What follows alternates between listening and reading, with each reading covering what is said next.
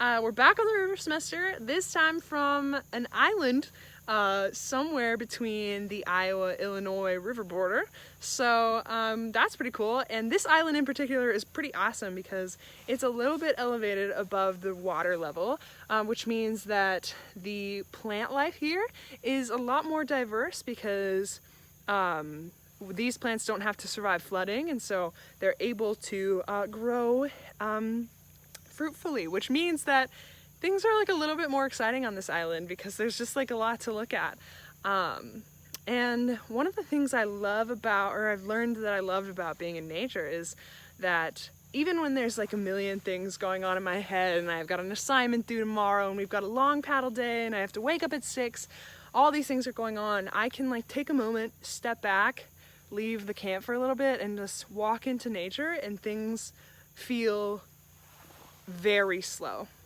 And it's this calming feeling that I don't think I've ever really appreciated before this semester. And so I thought, with this really diverse plant life and this really exciting area that we're in, I would take you around and slow things down for you. Maybe if you are having a busy day or something's going on and you just want to chill for a minute, I thought I would show you what is going on over here. So let's go find some things. So the first thing I spotted was actually right where I filmed that intro. There's this little structure made out of mud, and it actually is a crayfish burrow. So they come up here and they make a little home out of mud. So I thought that would be a cool thing to show you.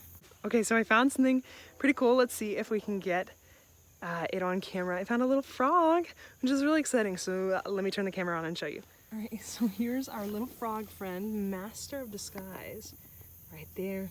Hey, frog.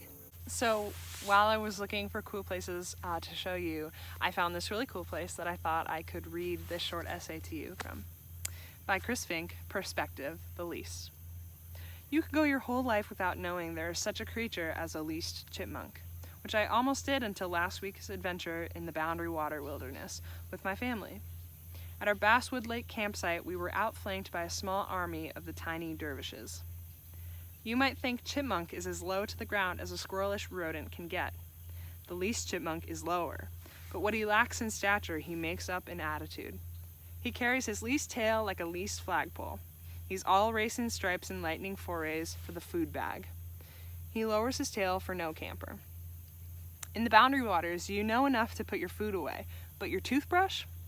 The least chipmunk stole mine and discarded it among the caribou moss with their least teeth marks and least spittle all over it. Soon, the varicolored camp sporks fell victim, and a fine piece of afternoon was lost to a spork hunt.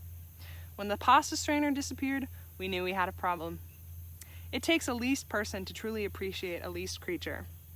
4-year-old Valencia was held rapturous by the least chipmunks. She even had a special name for them, Monk Monk.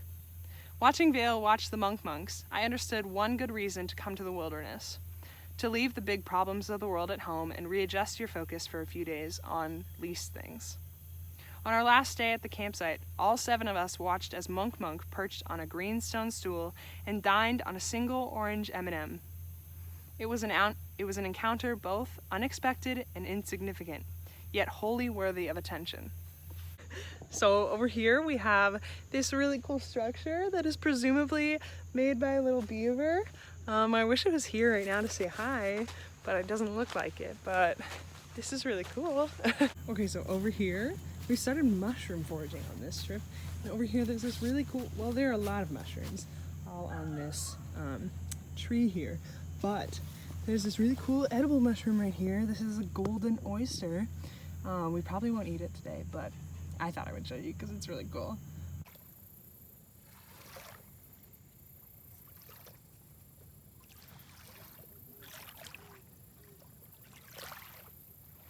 Okay, so that's kind of all I have for you today. I hope you enjoyed seeing the sights of an island in the Mississippi. So I just showed you a little sunset because it reminded me of how everything is really beautiful, but at the same time it leaves, and it leaves really fast sometimes, and it's kind of how I feel on this trip.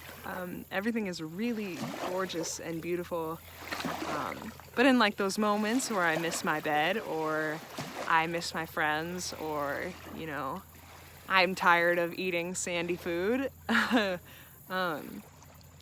just have to remember that this moment, this trip is fleeting, and I won't get another opportunity like this. And so in those moments, I just kind of take a break and head into nature and take a look at the least things on the island. So I hope you enjoy and you look for the least things in your life later on. So thank you, and come back soon.